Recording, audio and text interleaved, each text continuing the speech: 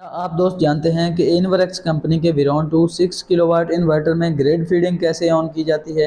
Grid feeding basically दोस्तों ये होती है कि हमारे सोलर से जो बिजली प्रोड्यूस हो रही होती है, हमारी ज़रूरत से इजाफी बिजली जो होती है वो हम वापडा को रिवर्स भेज रहे होते हैं ताकि हमें बिल जैसी जहमत से आज़ादी हासिल हो जाए।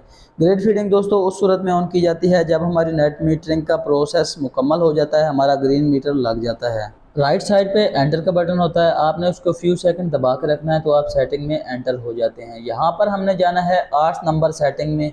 8 नंबर सेटिंग में जब हम जाते हैं तो यहाँ पे हमारे सामने GFD का ऑप्शन आता है। हमने एंटर का बटन प्रेस करना होता है और डाउन का बटन प्रेस करके फिर एंटर का बटन प्रेस कर देना है।